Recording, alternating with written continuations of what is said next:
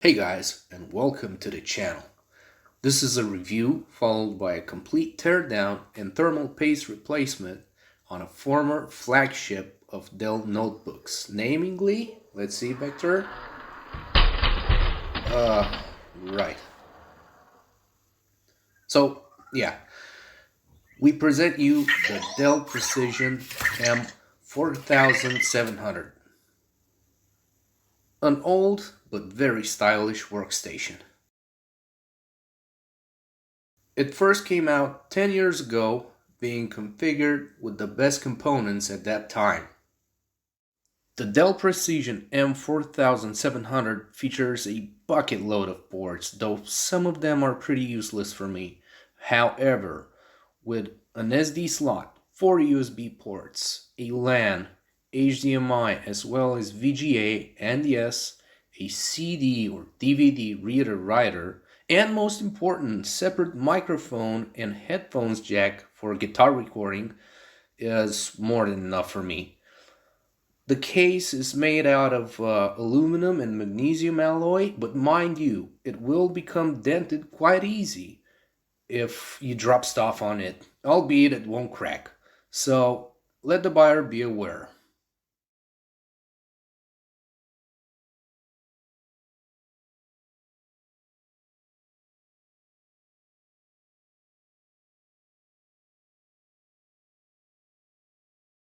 As for the touchpad, though it may seem quite small, I assure you, after testing it, even with sausage-like fingers, you won't find any issues with it or with its size. And when it comes to the keyboard, the typing experience feels wholesome. It brings back the past where you wished you had something better to type on, but you didn't have the money to get yourself something decent.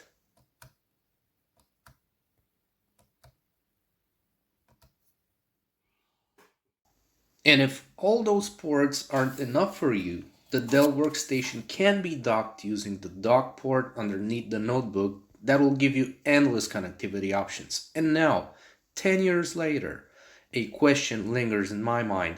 Is it capable of performing more ordinary tasks such as mild video editing, programming, web browsing with ease, or did I spend my money on something that's obsolete just like Vector? I'm joking, take it easy, man. So here's how much money I actually spent for this workstation.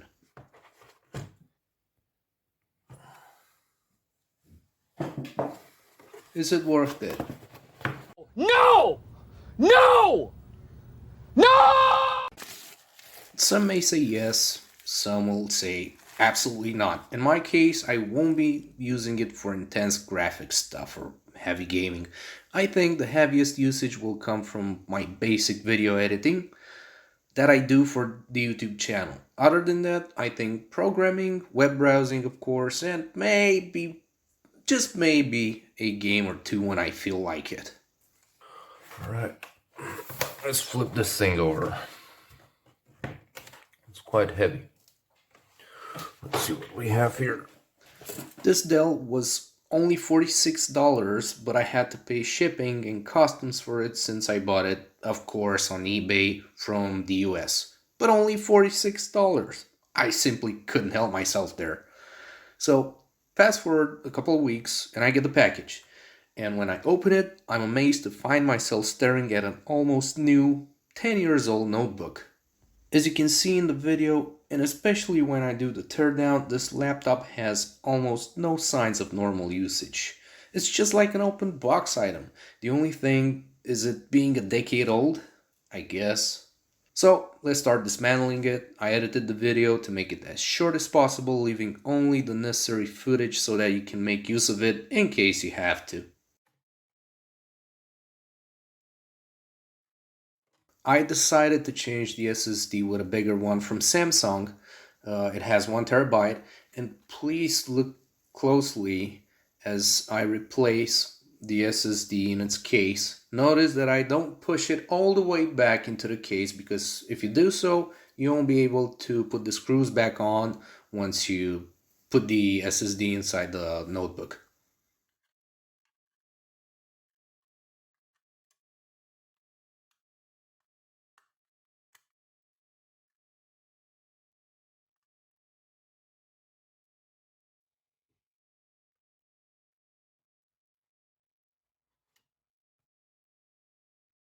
Anyhow, the question still remains and I'm here to answer it.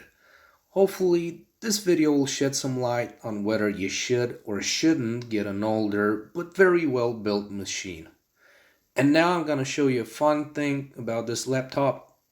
You have the option of getting a second slot for a second hard drive if you take out the CD-ROM.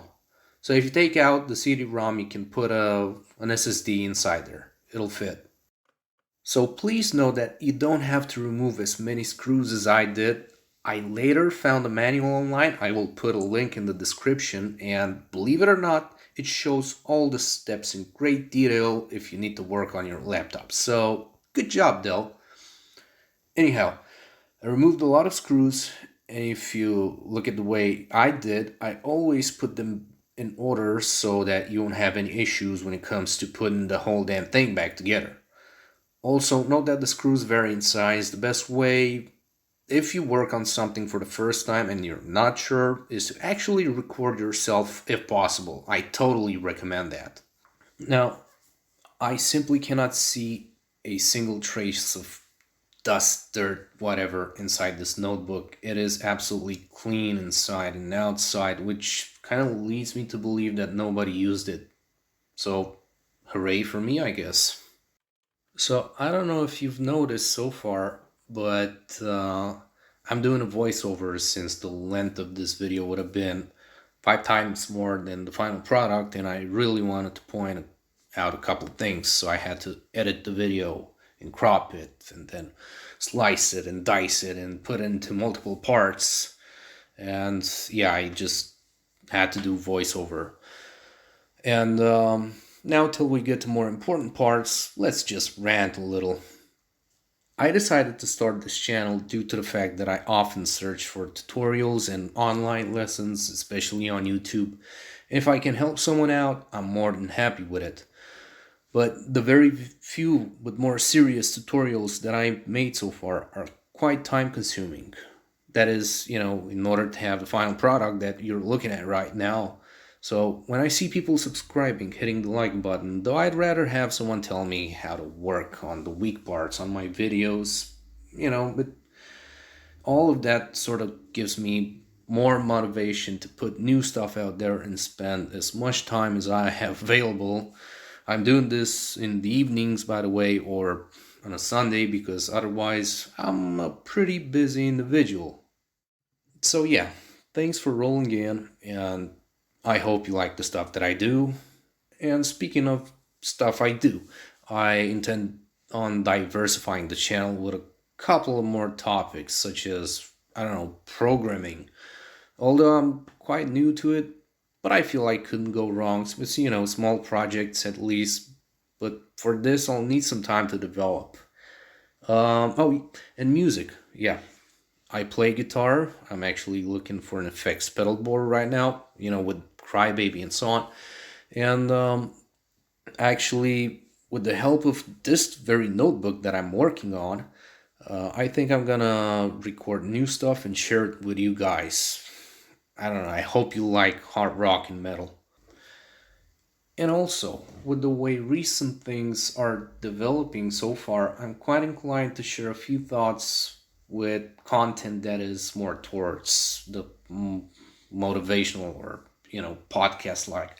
And no, I'm not a fan of Jordan Peterson or Joe Rogan or whoever out there.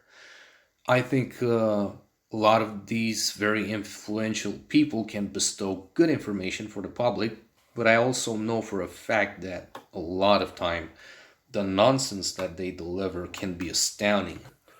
So what I'm guessing here is that they did take everything from the bottom, but I don't think they bothered. And let me look. So I don't think they bothered to open up the top, remove the keyboard and the palm rest and so on. Because I found these two memory modules here.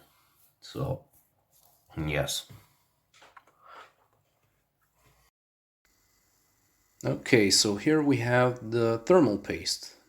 And we also have earbuds and things that women use for makeup. And This is my own thing for smearing the thermal paste around. Although some people complain about this, this is the way I do it. I've been doing this so far. So every single notebook, CPU, GPU, whatever I put thermal paste on, they just work so much better. This is the way I do it. I don't care if you complain. It works for me.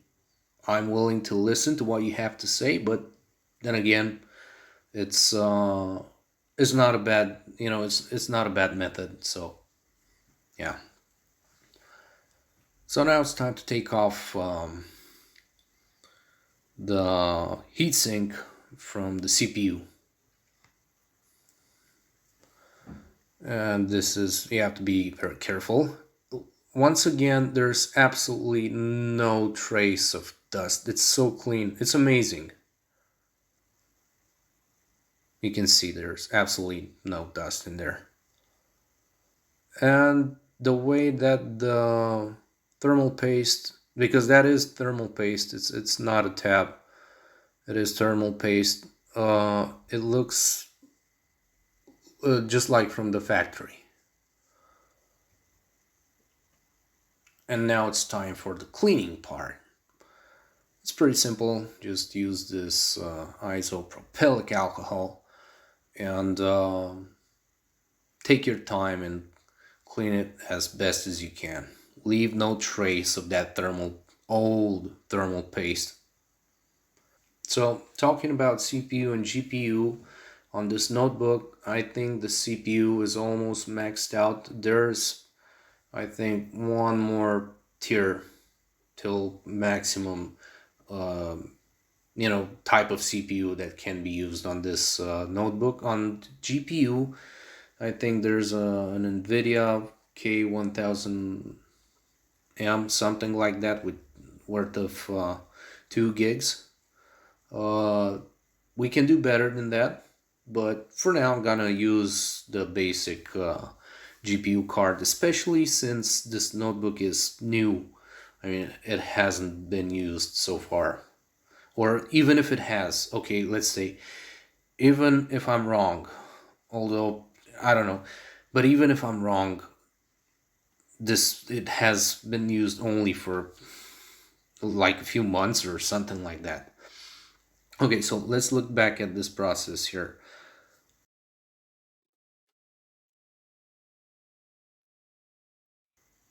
So I'm not a professional. I've been doing this on multiple PCs.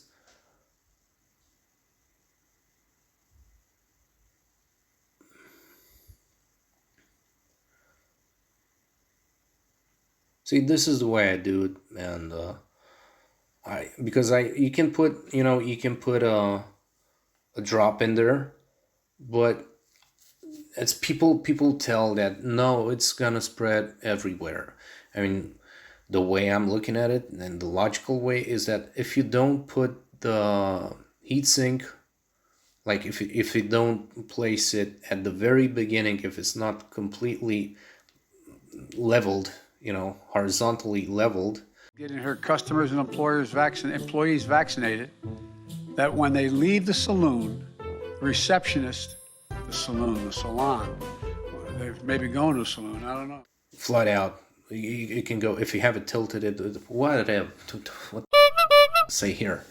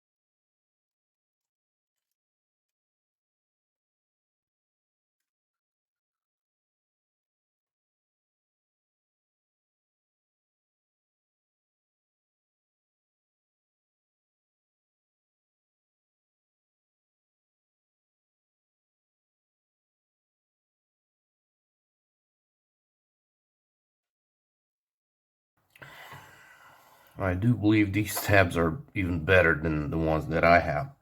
So I'm gonna leave them alone, but I'm gonna take some notes on whether they are 2 or 1.5.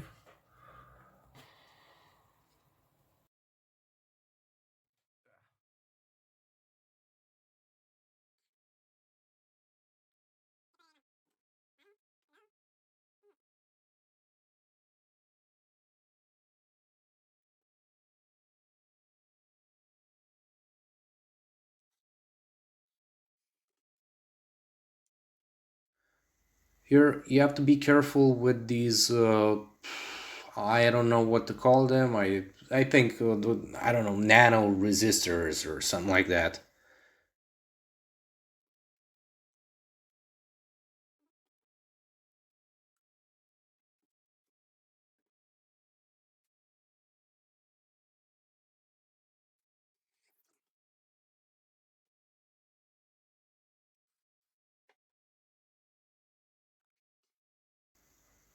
And this is the way I do it.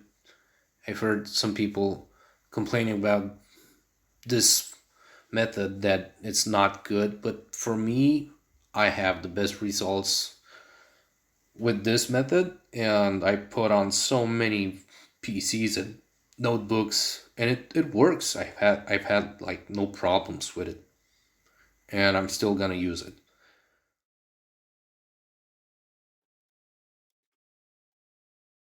Now, when you screw the heatsink back on, go on diagonal. Start with 1, then you have 2.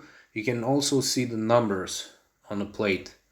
So 1, 2 in diagonal, then 3, 4 also in diagonal, and so on.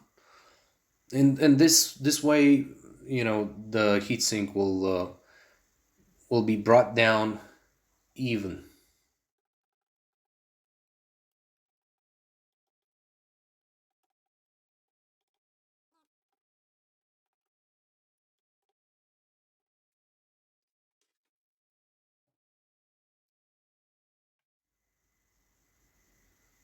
Now it's time to put all the pieces back together. We're gonna put the old memory cards. You have to connect every single wire. Make sure you connect each ribbon cable or wire. And I don't know if you can see on the where I put my screws on the case from the iFixit toolbox. On the upper case, I have like slots where I can organize my screws or whatever I'm taking apart, and so I can put it there, and so that when I put it back, it's so much easier for me, and I don't get confused and say, oh, I have an extra screw. No, it's very simple. It helps a lot. So when you take stuff apart, it has a lot of screws. Make sure you find a way to put the screws in order so that you know how to put them back on.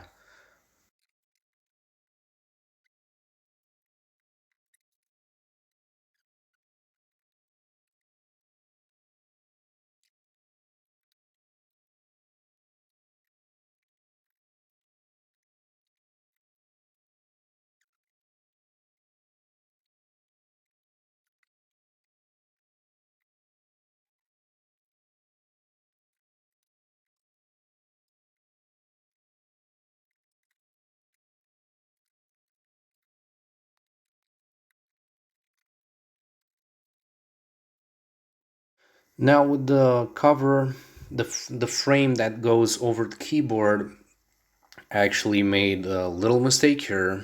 Again, I found the manual the next day after I did this operation on this notebook, and it says that you have to start, to try and pry open the frame from the top. You have to begin with the top and then slowly go down. So you have to begin from the top with this one.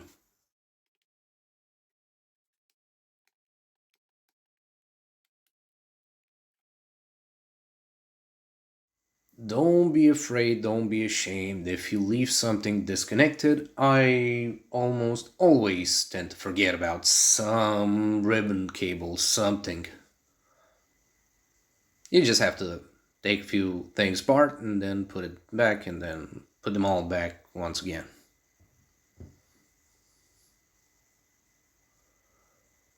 So this is the final part here. I put the SSD in the slot. Now I'm tightening the screws. And I'm gonna put all the parts together, put all the screws together.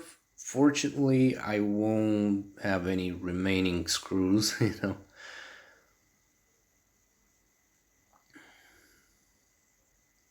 Leftover screws. So we put them all in.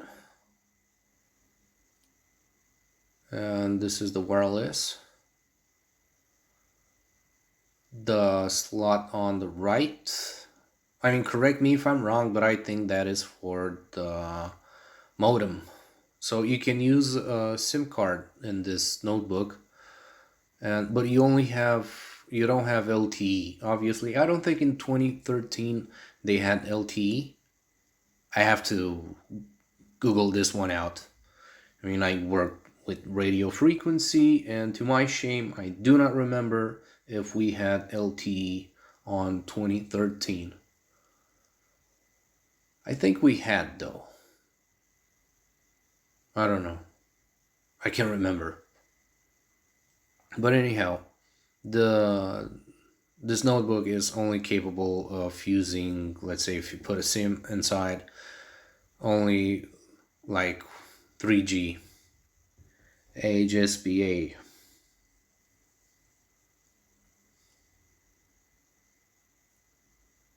HSUPA.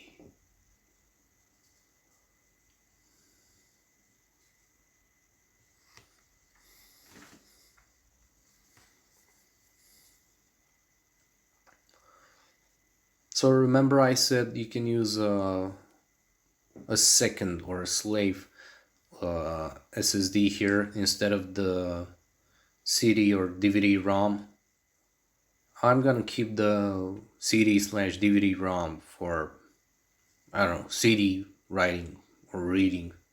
It is amazing that, you know, how many notebooks out there have CD-ROMs? I mean, you have a CD. Do you have a device in your house that is capable of reading old CDs? Well, with this one, I certainly can.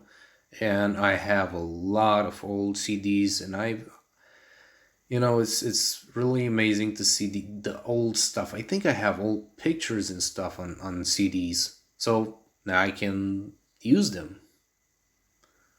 And it's gonna bring back old memories, I guess. So it's nice.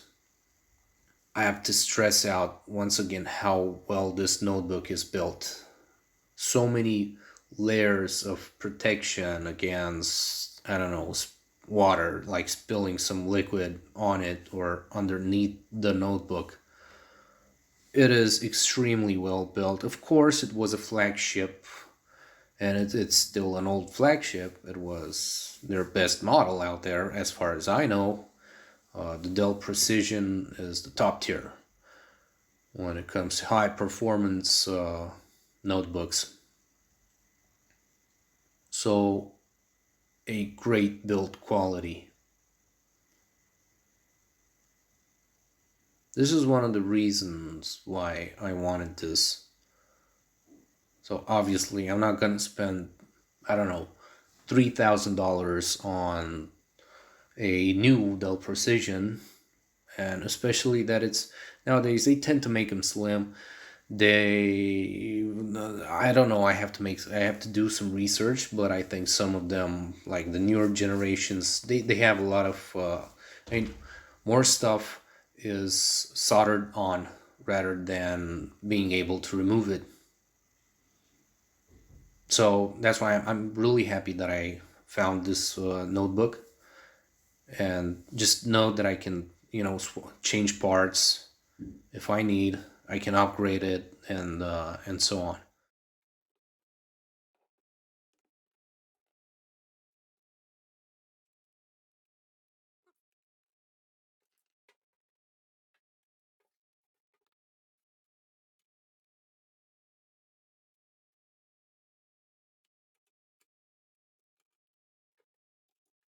Oh yeah, we forgot to put the memory card. Let's put the memory card in. So we have 8 gigs here plus 4 more on the other side. It will total at 12 gigs, which is good, not so bad. It can do up to 32 gigs, I think.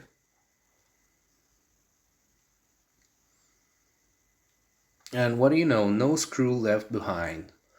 Now we can put the battery and try and install Windows. Test it out. Let's see how the notebook performs. Okay, we have charging light. And it works. Amazing. So this is the Dell Precision M4700 or 4700 or however you want to call it. A beast of a notebook. So here we have the Windows installation. I'm obviously gonna skip some steps because already this video is way too long. And I just want to cut it short. From the beginning, I want to state that the Windows installation took about 10 minutes, something like that. So, but I'm gonna cut it now, and here we go.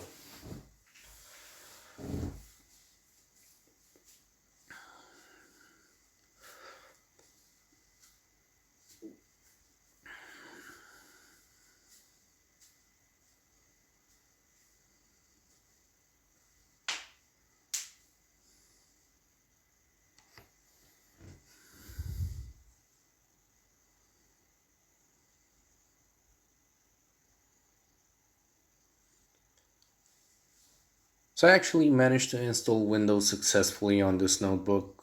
And now I'm gonna record the screen. Let's open it up. We have Task Manager here. We can see some processes. Let's see at performance. So this is the CPU. This is how it's doing. The memory, of course, it's here. 12 gigs, as I said. We have the GPU here. We have dedicated 2 gigs and shared 5 gigs. And the SSD, of course. And now we have a share screen. We have a 4K video, although the screen doesn't support 4K, but never mind. We're gonna stress the notebook just a little bit with some basic browsing, YouTube, whatnot. I'm installing, I guess, software in the background, and I'm also taking a look at the CPU temperature, how well it performs. It's actually not, the fans aren't kicking in. It's doing so well, it's doing much better than my latitudes. And so far I'm satisfied with how it performs. I mean, it is snappy. This notebook is snappy. The CPU works well. The case, the chassis of the notebook is very cool. And thanks for watching.